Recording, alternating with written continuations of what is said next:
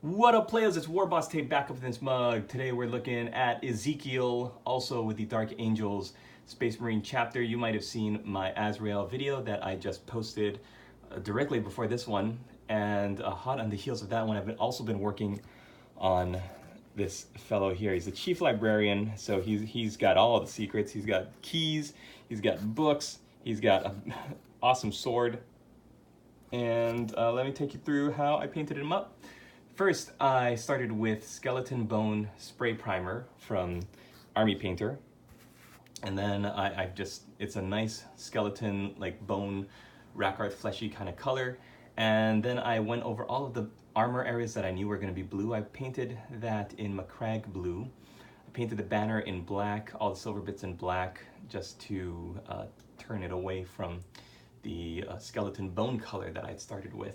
And then I started blocking in my colors. So if you watched my Azrael video, you'll know that I used for the robes Rakarth Flesh, and then I shaded that with Agrak's Earthshade, and then I highlighted up with Rakarth Flesh, and then I did a little thinned down application of Seraphim Sepia, which is a nice yellowish sepia tone. So on top of the dark brown shadows that you're already gonna have, that Seraphim Sepia makes some nice midway looking shadows, and it kind of mimics real cloth pretty nicely, I think. And then once that had dried, I went back with Rakarth Flesh, and then I added a little bit of Mojave White from Scale 75. And that's the robes. The armor was basically Macragge blue, and then I think I used Teclis blue to highlight, or no, I'm sorry, not Teclis blue, Calgar blue. And then I used Drakenhof Nightshade, which is a very nice dark blue color. For librarians, I think it's great, and I might also use it if I was going to do like Crimson Fists. They also have a very dark blue color tone. Definitely something like the Night Lords would use that Drakenhof Nightshade. But if I was trying to paint a brighter blue army, like the Ultramarines, I would probably go with either a very thinned down Drakenhof Nightshade or just a glaze of Gilliman blue to tie the colors together, keep that vibrant blue color up. I knew I wanted these blues to be darker in tone, so I used Drakenhof Nightshade, and then I did the edge highlighting, these lines that you see on the edges of all the armor. I used Temple Guard blue for that. Let's see, what else can I talk about? Silver is basically Lead Belcher with known oil and Lead Belcher back.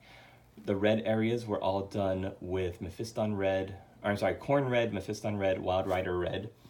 And I think that is it. The gold is just Retributor Armor with known oil and then Retributor Armor again. The transfer, I used, of course, my color combo 1-2 punch of Micro Sol and Micro Set to soften the transfer so that it'll fit real snug over that curved shoulder pad, and then also to dissolve it to the shoulder pad.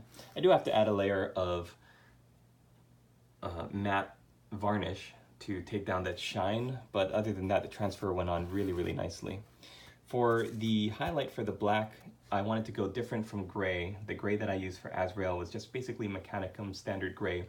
For this black, I wanted to make almost like an obsidian deep, so dark it's bluish black kind of effect.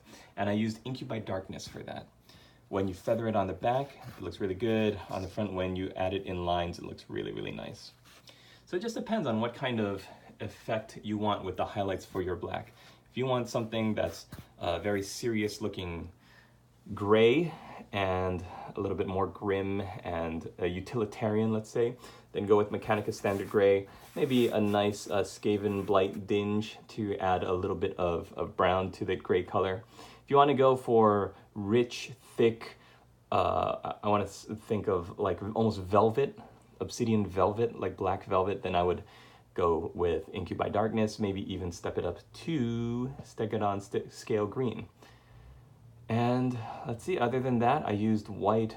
Oh, you might remember from the other Azrael model, his back banner also has a little bit of flame behind the death figure. So for the flame, basically on that one, I did 2 applications of Cassandora Yellow, which kind of, depending on how it spreads on the surface of the model, is going to look almost orangey.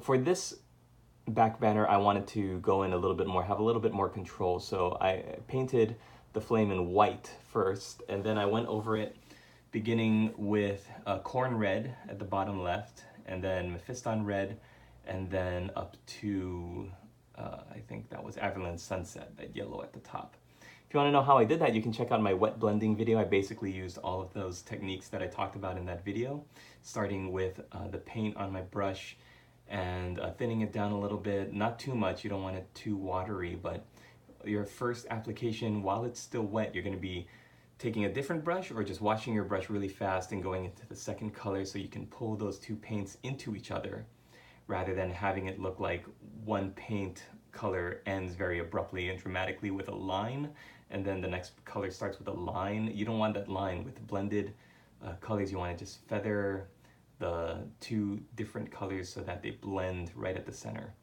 And that's what I did.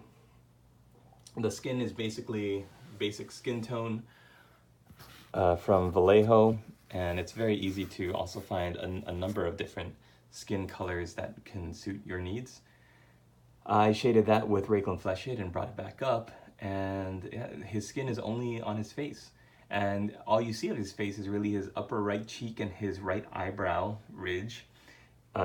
He's wearing some kind of rebreather mask, and he has a bionic left eye, so really all I painted that skin color on was the right side.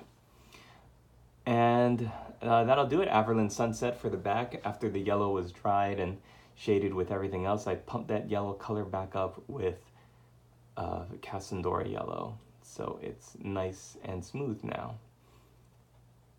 And that's really all I can think of to say about this guy. He looks so great holding his sword like that, and in that old style like high guard.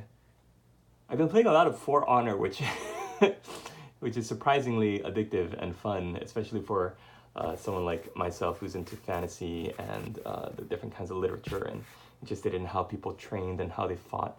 So yeah, check that out. I like how he's got his right shoulder back, and from there his sword could really do anything. It can go over his head into a big chop. He could put the point down and go into his a guard of his own. And I just love how all the different pieces of the model kind of come together to tell you this story of who he is. He's got a bunch of different grimoires on his belt. He's got a set of keys that lead who knows where, and he's got that awesome sword.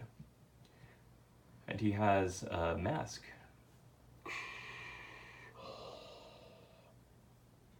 I've noticed the same thing. He is quite handsome, if you ask me. Commissar Bane! What are you doing here?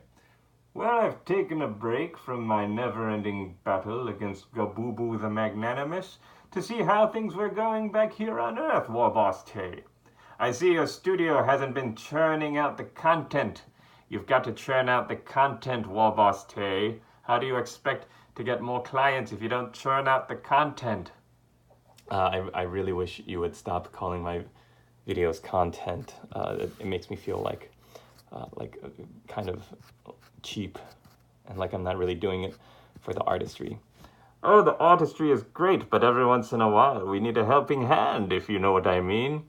And speaking of helping hands, why not try a helping hand yourself of Hamburger Helper? The delicious hamburger that tastes great and is very filling, and its mascot is a frigging hand. Okay, I've got to go back into my spaceship to fight Gabubu. I'll tell the boys you said hi. All right. Thanks, Commissar Bane. And thank you for watching, everybody. Hope you enjoyed the video. Leave me a comment down below if you've got any questions.